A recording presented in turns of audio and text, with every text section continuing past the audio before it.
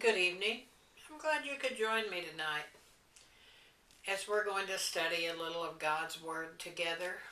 It's been a gorgeous day in Texas today, but it's already starting to get in the 80s every day. Won't be long till it'll be much warmer.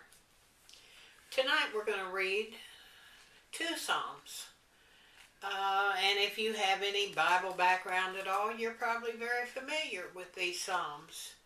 And those of you who don't know them, you'll be glad to hear their words of inspiration. I'm going to start with the first Psalm, which is called The Way of Righteousness and the End of the Ungodly. This is Psalm number 1. Blessed is the man who walks not in the counsel of the ungodly, nor stands in the path of sinners, nor sits in the seat of the scornful. But his delight is in the law of the Lord, and in his law he meditates day and night. He shall be like a tree planted by the rivers of water, that brings forth fruit in its seasons, whose leaf shall not wither, and whatever he does shall prosper. The ungodly are not so.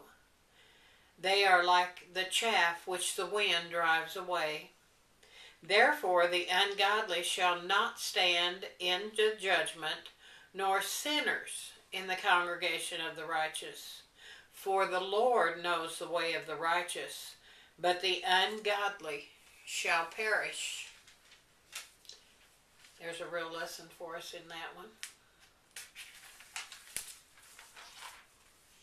Now we're going to go to another familiar psalm that most of you may know, the 23rd Psalm.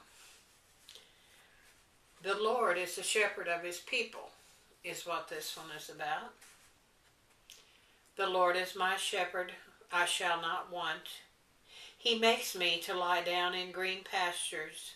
He leads me beside still waters. He restores my soul. He leads me in the paths of righteousness for his name's sake. Yea, though I walk through the valley of the shadow of death, I will fear no evil, for God are with me.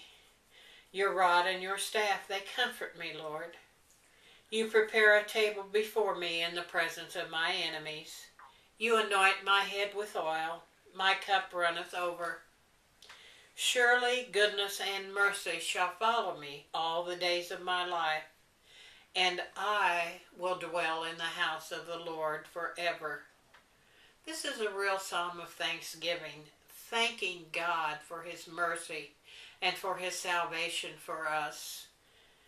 And don't pass another day until you make your confession of faith to the Lord, because time is short.